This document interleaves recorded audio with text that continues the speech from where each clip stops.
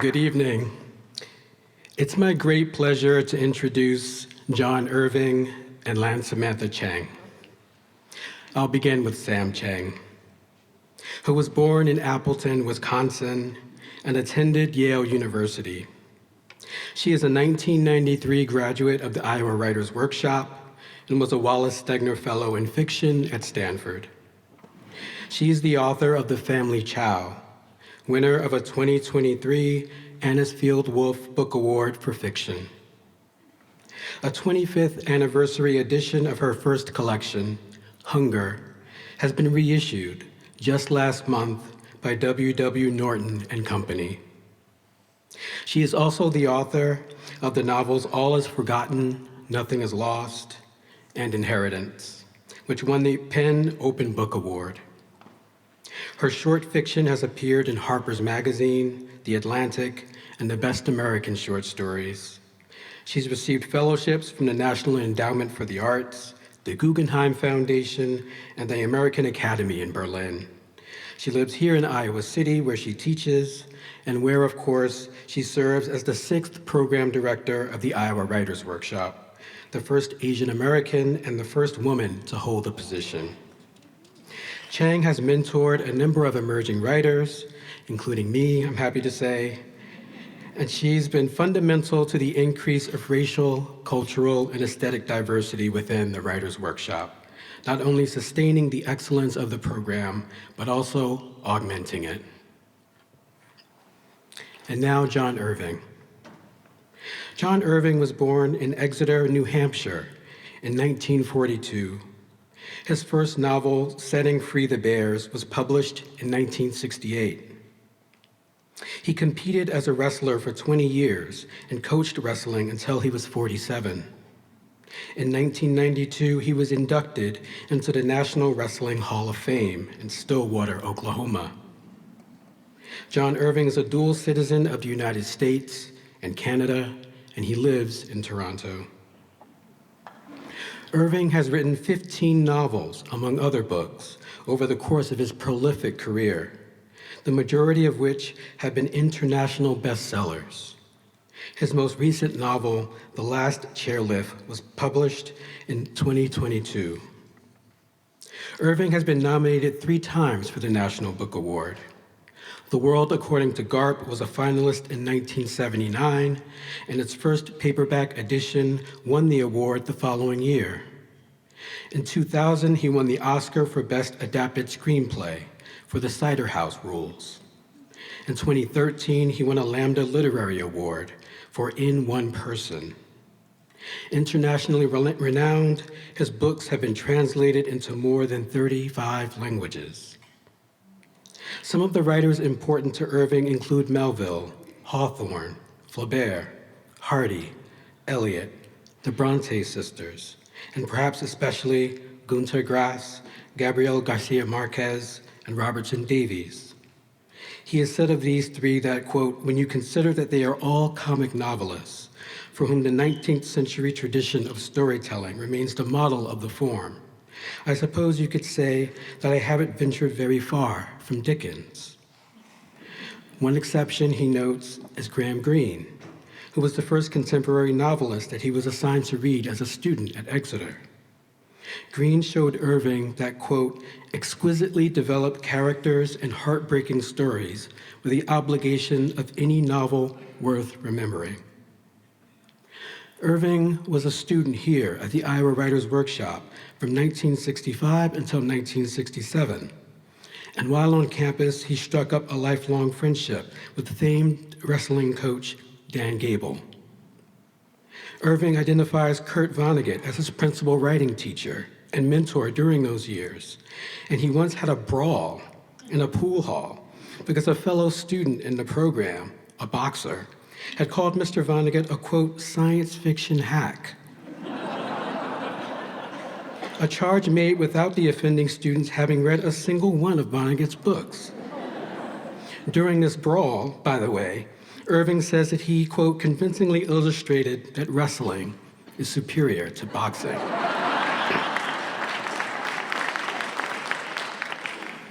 Of his time at Iowa as a student and later as a teacher, Irving has said the following: "Did Kurt Vonnegut teach me how to write? Certainly not.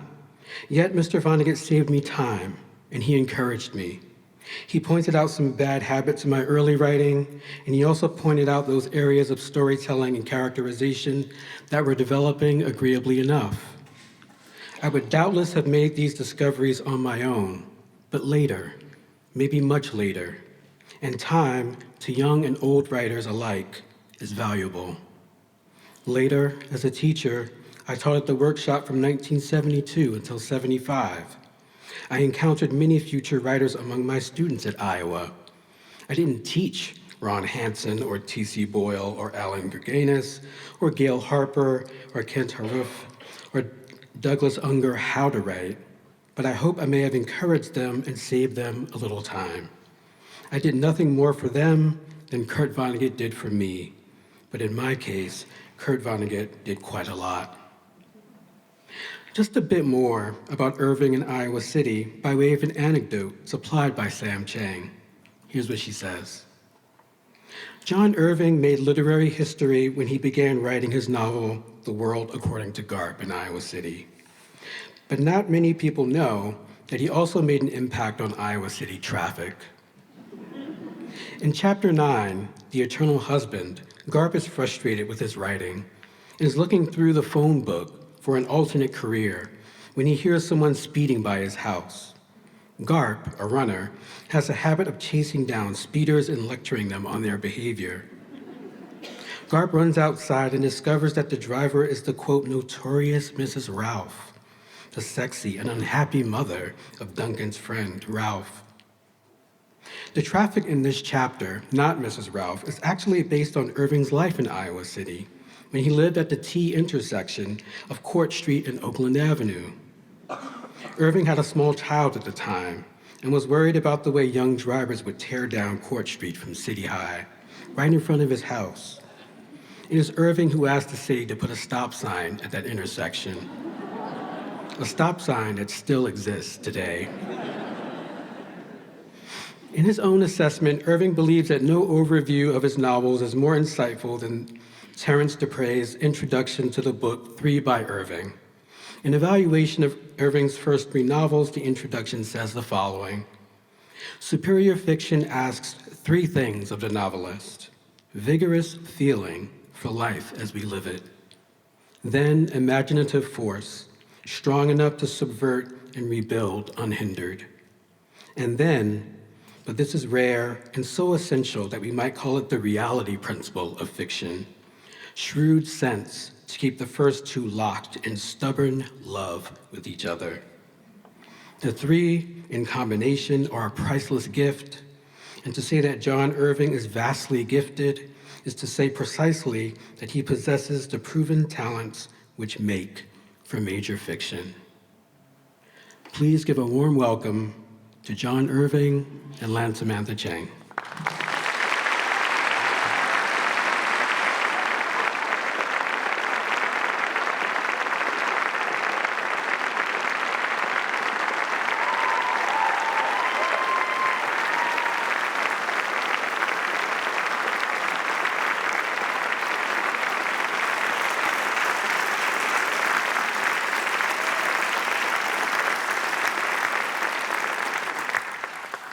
Hi, John. Hi, Sam. So, John, I've been a fan of yours since I was 14 years old. I was a 9th grader playing the violin in the Fox Valley Youth Symphony in Appleton, Wisconsin. And the Youth Symphony practiced at the time in a room with bleachers. And one evening during the break, I climbed to the bleachers and I found this book.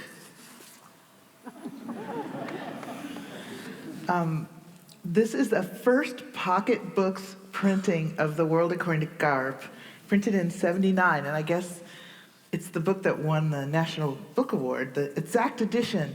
Well, I started reading it during the break, and then I stole it from whoever left it in the bleachers.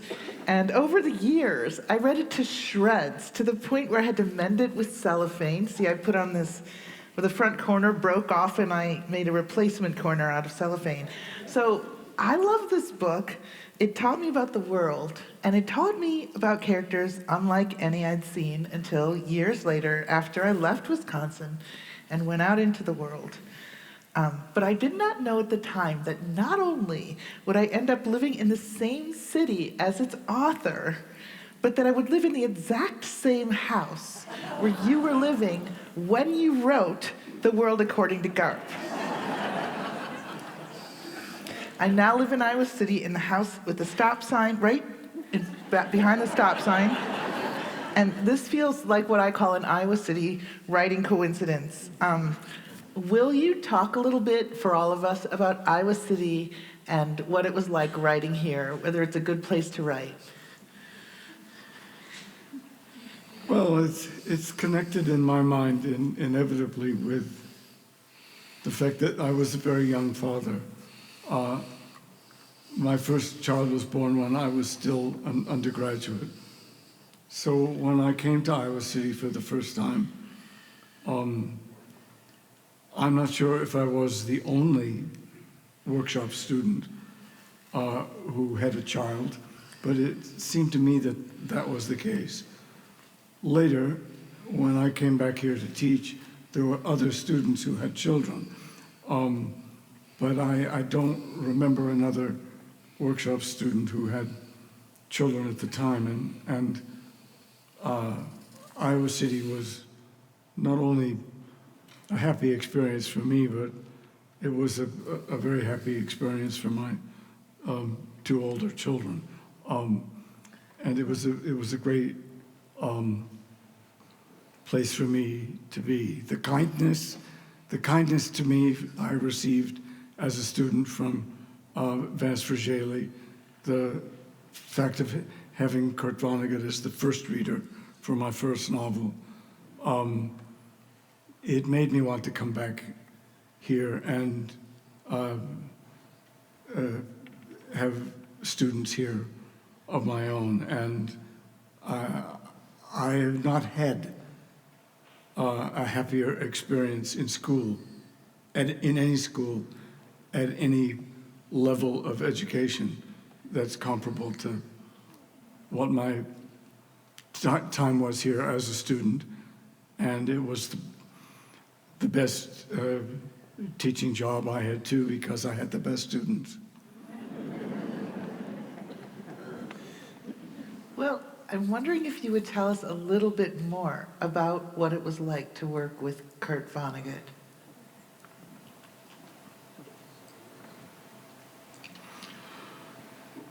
Well, he would occasionally write in the margins of my manuscript what he would occasionally say to us in class, and what one of his characters in one of his novels repeatedly said, "God damn it, you've got to be kind." It was a serious lesson in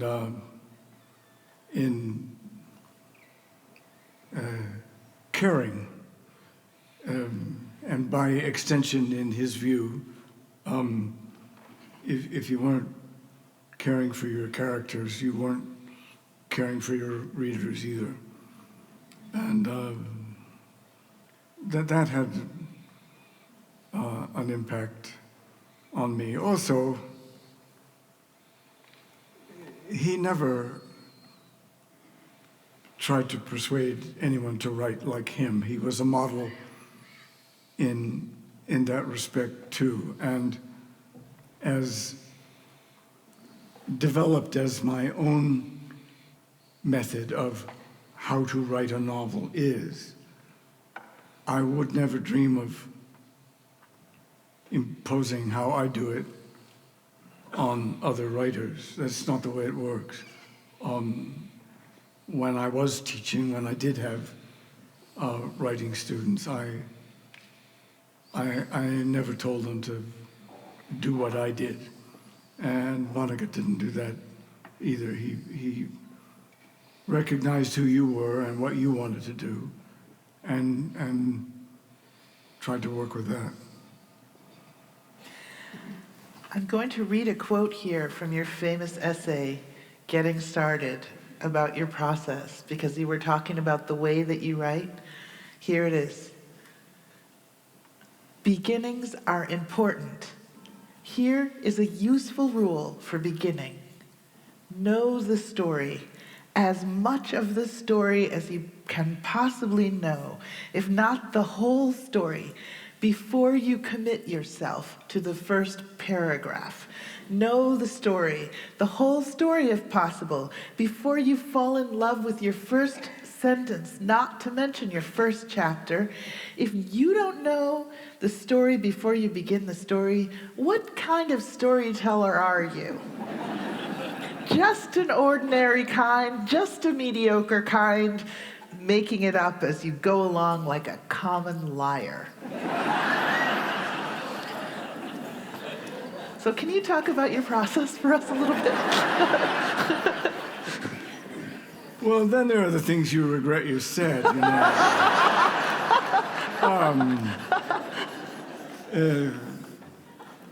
Yeah. I've been handing this out to my classes for years. I think. Now, don't proselytize.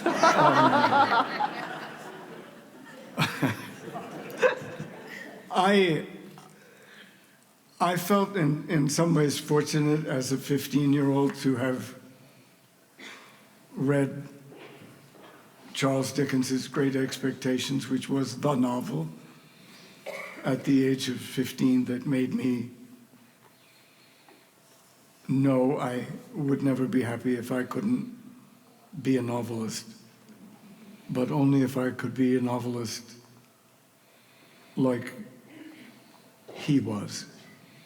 And by that I meant, most of all, it was evident in a novel by Dickens that he cared more about moving you emotionally than it mattered to him to persuade you intellectually.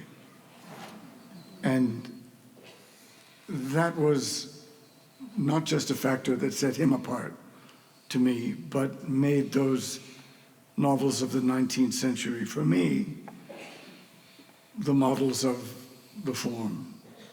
I sought to imitate him and those novels the best I could. You're not in danger of being accused of copying someone when the writer is more than a century dead. And there was no way I could sound like Charles Dickens if I tried, and I did try. But it was both encouraging and daunting to have that firm a model in mind at that age. I was only 17 when I read Moby Dick, and that was a novel that convinced me how I had to know, as Melville did, everything about the ending before I began, that I had to be that kind of writer. I couldn't wing it like Dickens. Dickens was my model, Dickens was my hero, but Dickens wasn't so good at endings. Endings weren't his thing. Dickens did a lot of flying by the seat of his pants. And love him though I did,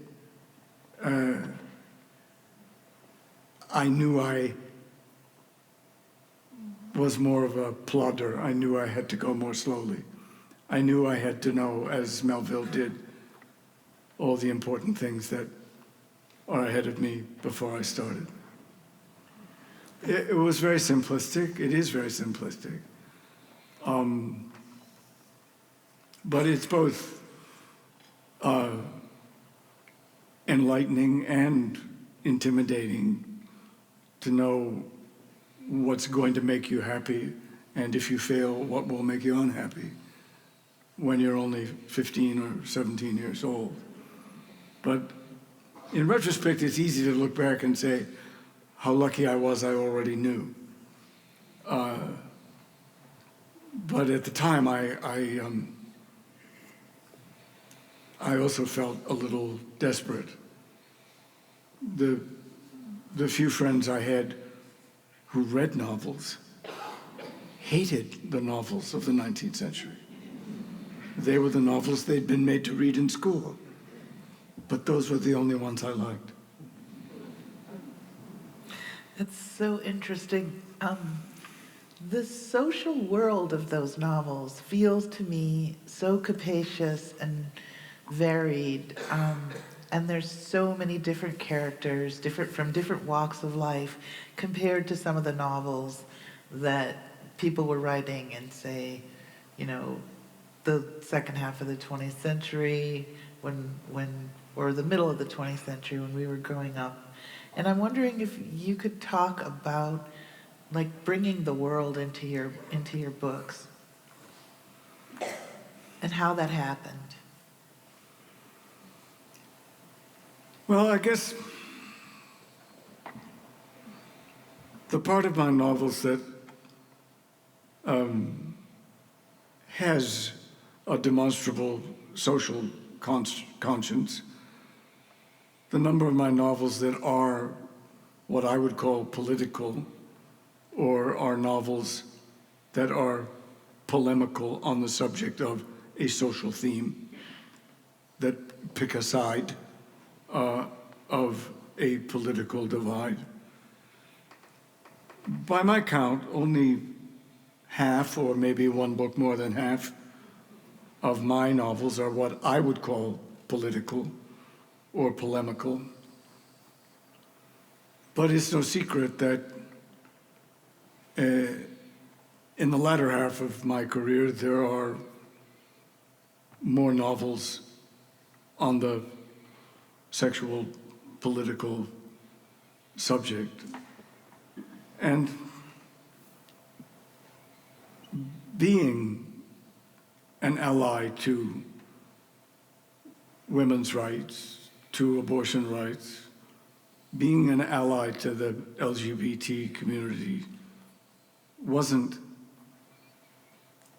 a novelistic invention on my part.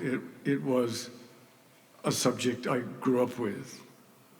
My mother was a nurse's aide in a county family counseling service. She talked to young unmarried women who were pregnant and advised them what they could do, should do, shouldn't do, both before and after Roe versus Wade.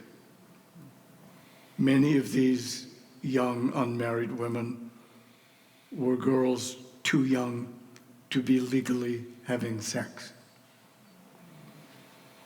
Well, she was, my mother, an abortion rights advocate before abortion rights advocacy had a name. It was her work that she brought home at the end of the day. I grew up knowing what she thought from a nurse's and family counselor's point of view. When you're pregnant and 13 or 14, the prospect of an abortion, legal or otherwise, is not easy. And I had a younger brother, sister, boy-girl twins, who were gay and lesbian, and recognizing the intolerance shown to them, recognizing how they were more vulnerable, more likely to be threatened, more likely to be hurt, You know, I took to being an ally to so-called sexual outsiders naturally because it was a part of my family's life. And in a small New Hampshire town, everyone knew what my mother did.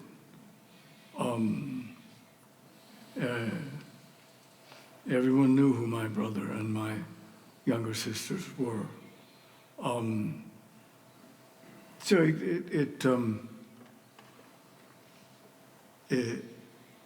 it wasn't my subject, but being an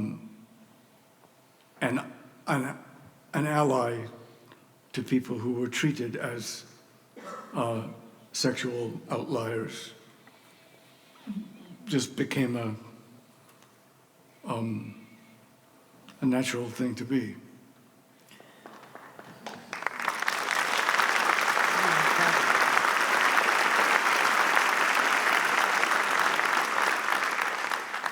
You mentioned today at the workshop that your mother is your imaginary reading audience. Can you tell everyone what that's like? Well, she wasn't crazy about the only novel I dedicated to her. That was A Prayer for Owen Meany, and she had issues with it. And I dedicated that one to her because I thought, well, maybe she'll like this one. Because, you know, she was hard to please. I did get a somewhat backhanded comment on the Cider House Rules, which went along the lines of, it took a while for your social conscience to kick in. Cider House was my 6th book.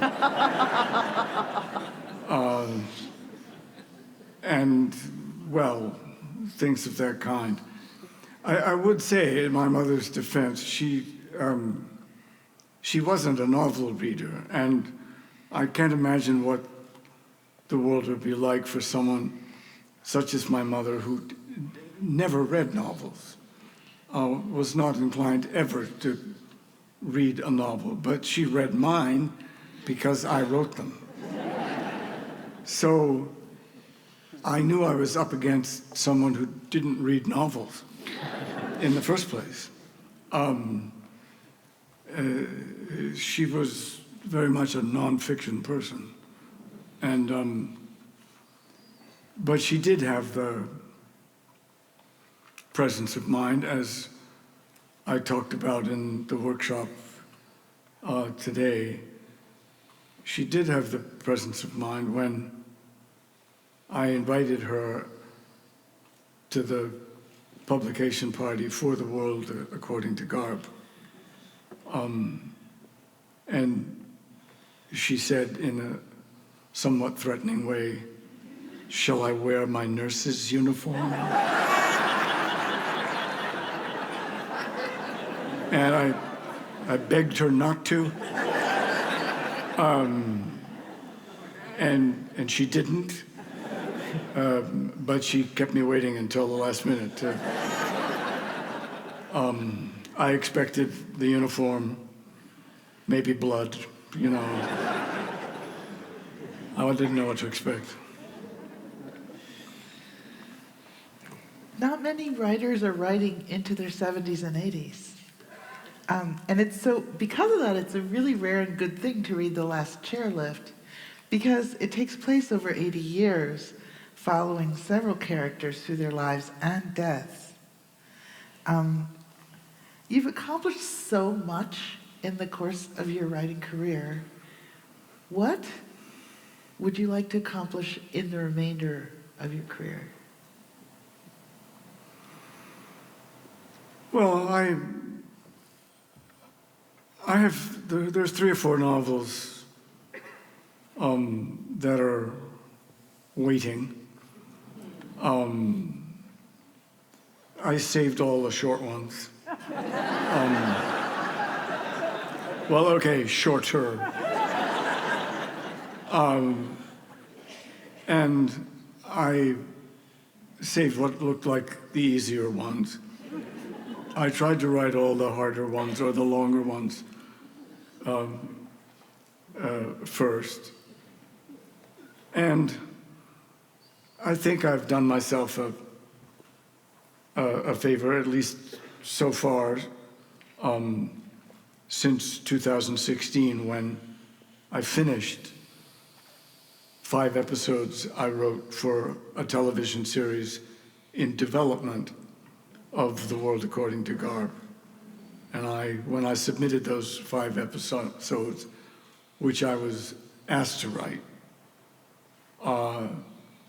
I said, this is all you get. I'm not the head writer. These are the bookends. Find someone who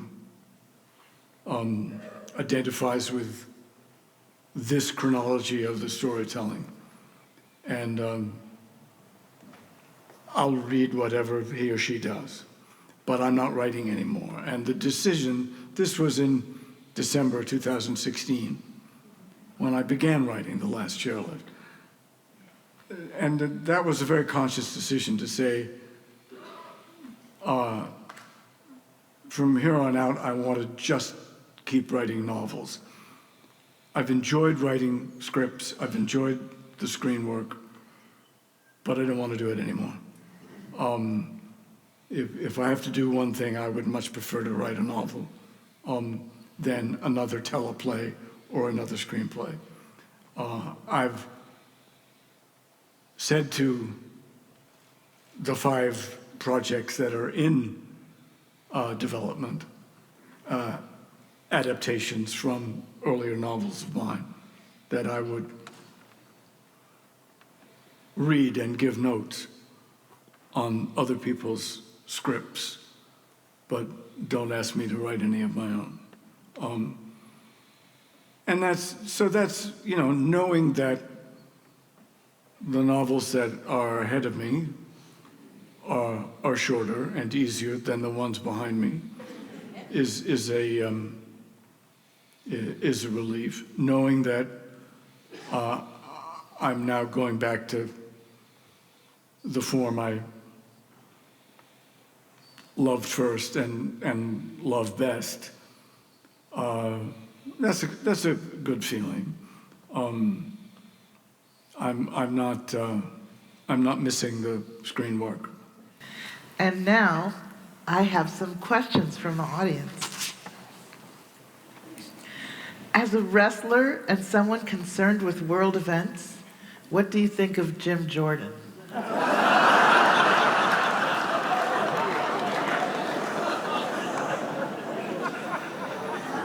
These questions have been compiled from everyone, and I'm told that if there's great interest in a question, more than one person mentions it, it's included.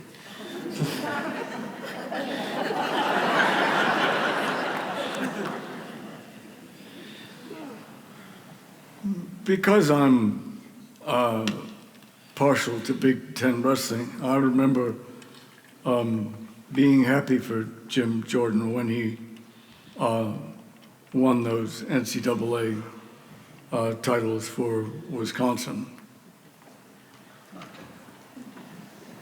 I don't believe I have wished him well since.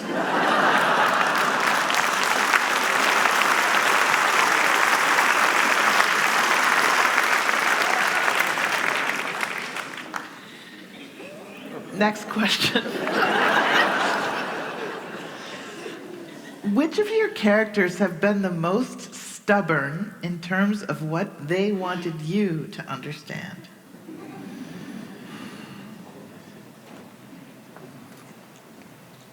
Well, one advantage of writing your endings first and knowing how everything ends before you start is that you don't have to take any crap from your characters.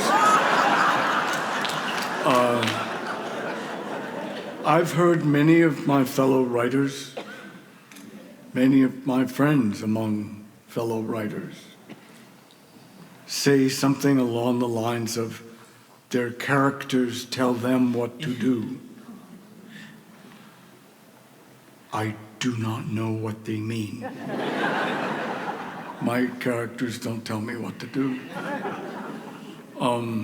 I know what they're going to do. I think, though, that question is very close to this related one.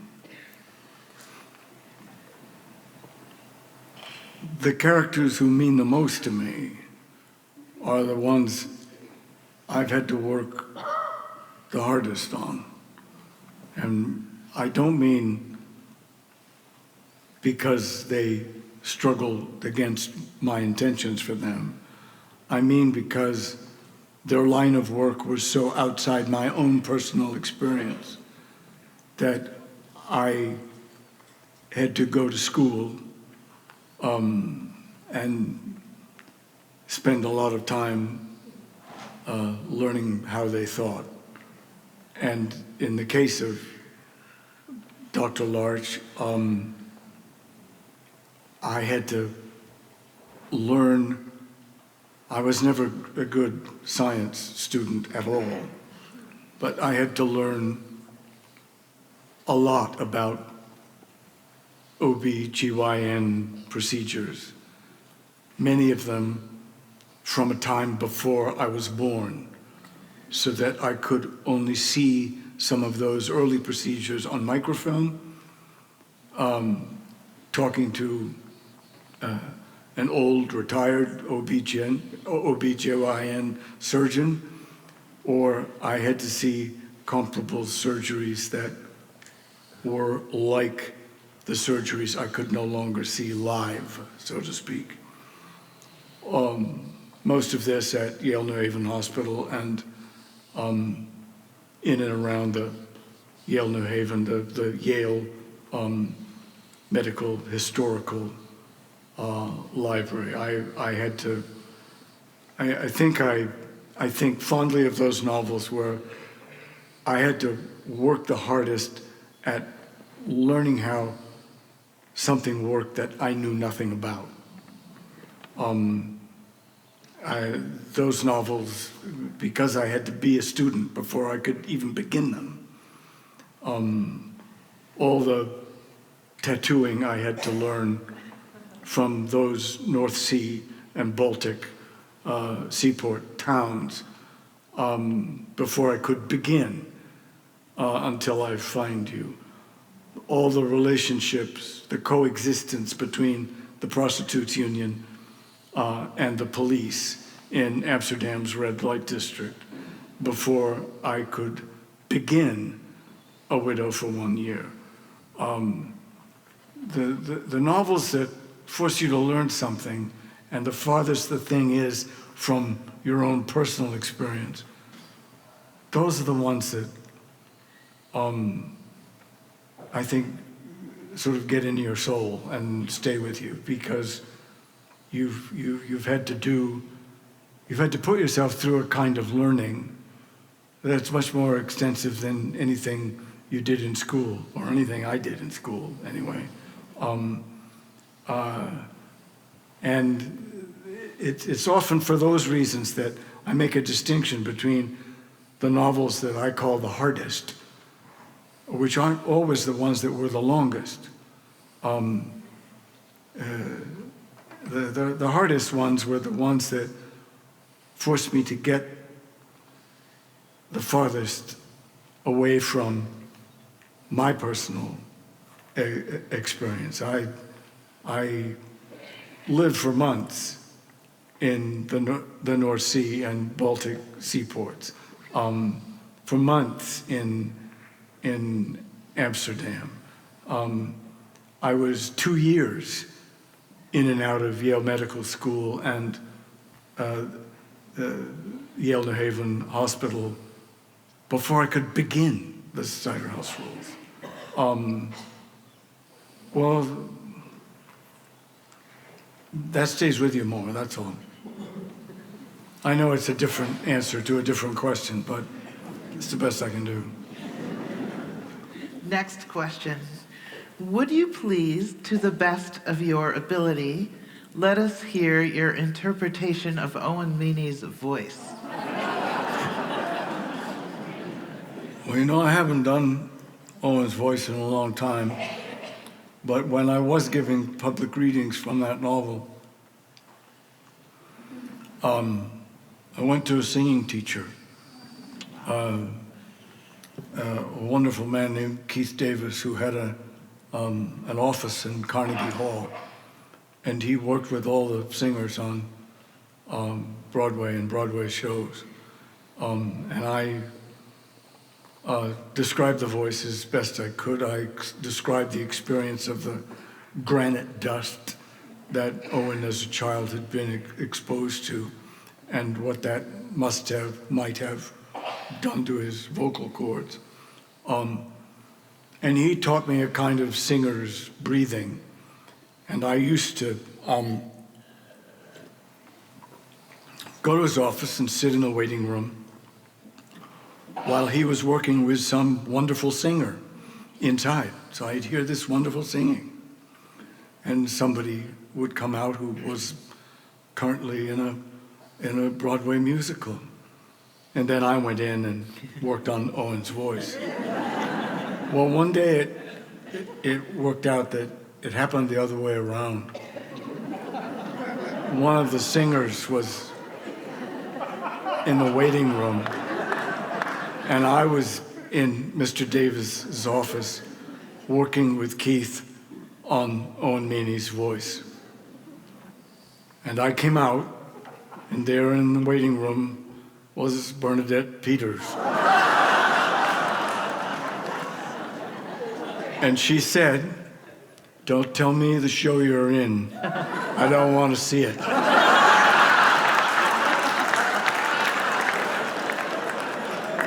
Fair enough. Years later, I teased her about that, but she wouldn't back down. She said, "I was right. Yes, you were right." I said, Your mother has the best breasts of all the mothers.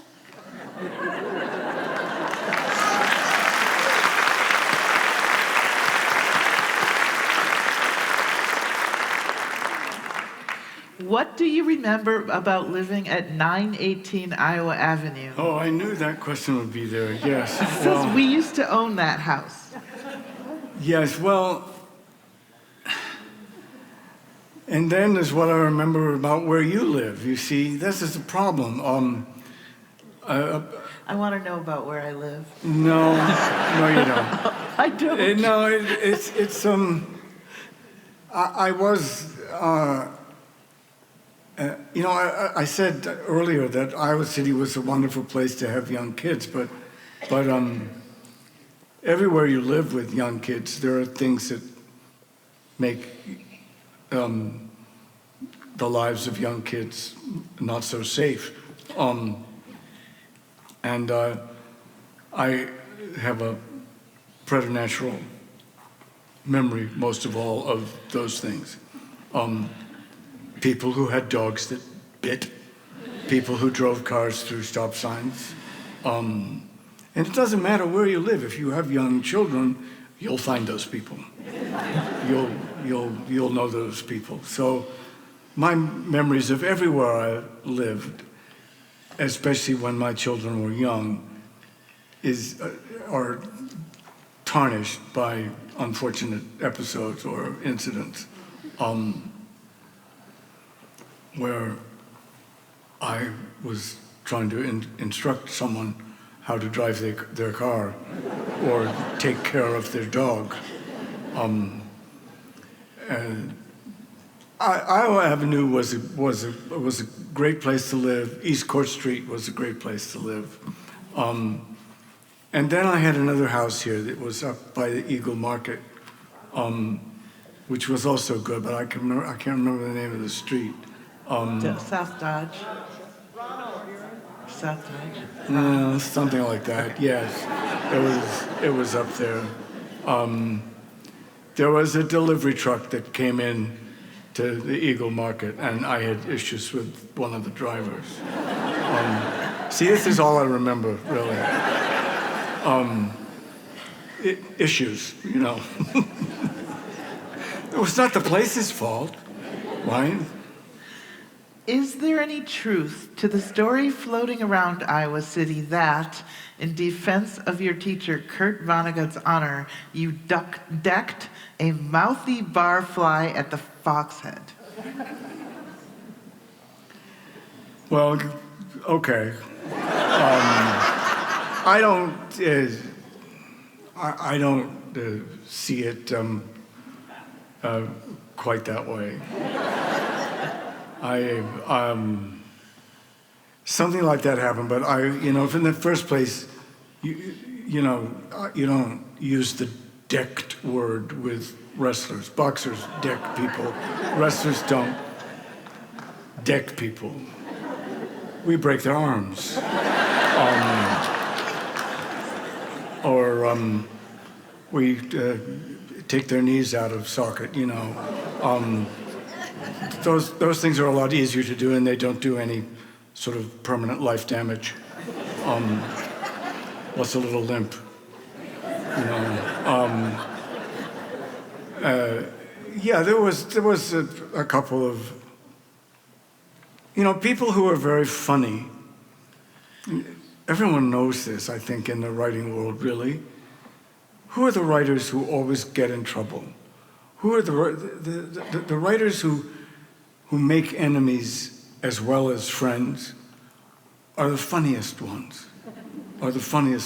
Look at Kurt Vonnegut. Look at Salman Rushdie. He told a joke, okay?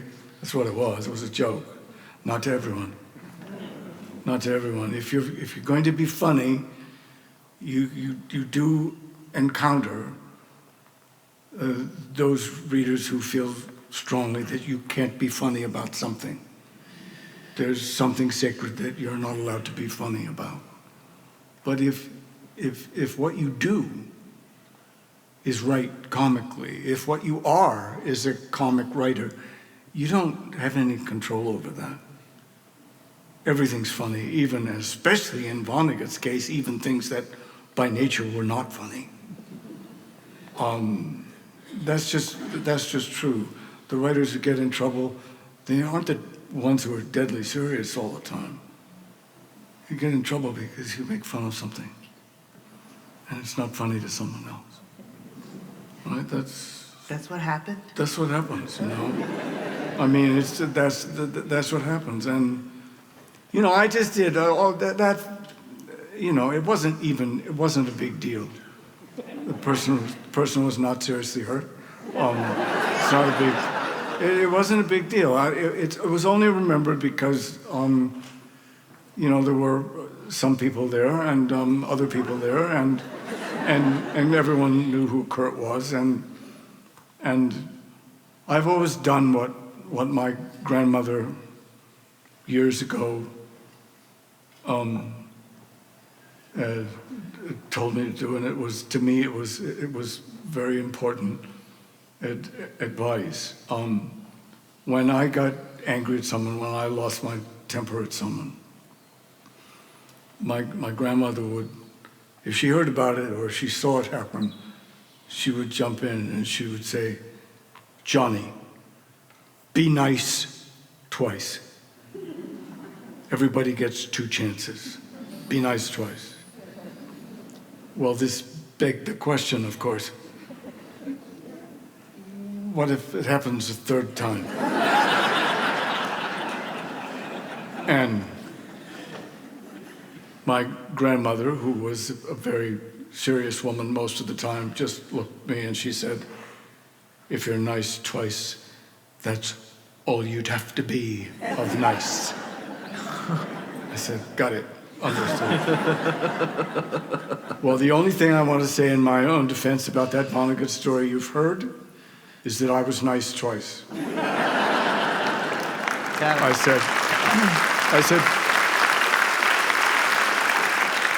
I said, please don't talk about him that way. Please stop. Please don't do that.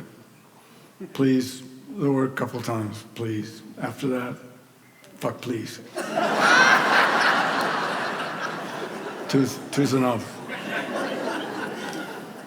Okay, here's the final question. So you say, okay, we'll see. No, seriously. All right. How did your time in the MFA contour your relationship to your craft / the literature you love? That's serious. It's interesting. You came into the MFA already loving a certain style, so that's interesting. Yeah, it's interesting, but I was until I had 3 teenagers who resembled me, I didn't realize how sort of set in my ways already I was as a teenager. So that by the time I got to Iowa as a student, I was very decided about who my heroes were and what I was trying to do. So that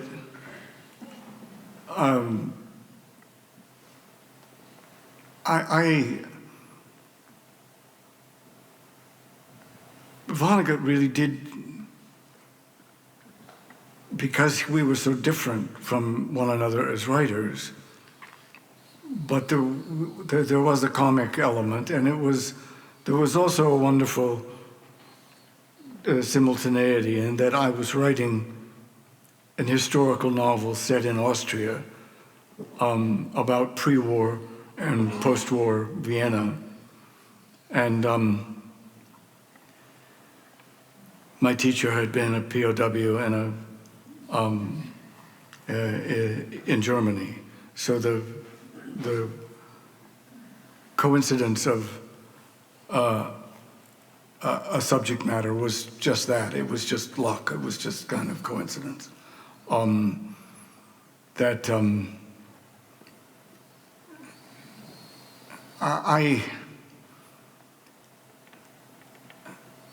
not ducking the question. I'm just saying that in truth and honesty, I was wedded to the 19th century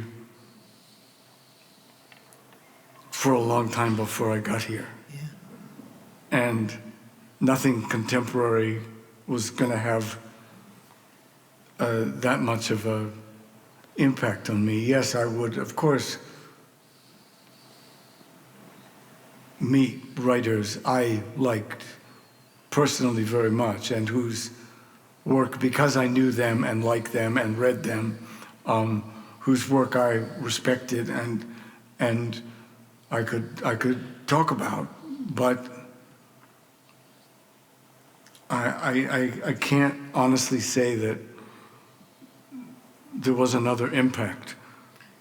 The impact was Dickens and Melville, and a little bit of Hawthorne and some of Thomas Hardy, and that happened a long time before. And so I was not likely to have anything of a contemporary nature make it and have an impact on me. What I liked about the contemporary writers I did admire, principally Günter Grass and Garcia Marquez, were what 19th century storytellers they were, even with their own contemporary subject matter. They still wrote plotted, character-driven, narrative-driven novels. That's what I started out liking and still do. Well, it's been a great value to all of us that you've been so set in your ways, because we've had the great pleasure of reading your books. Thank you, Sam. And it's been lovely to speak to you. Thank you. It's always a pleasure to come back here. Thank you. Thank you.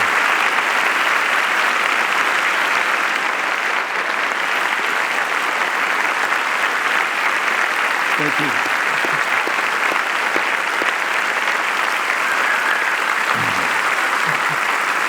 Good job. Thanks for coming, everyone. Good, good.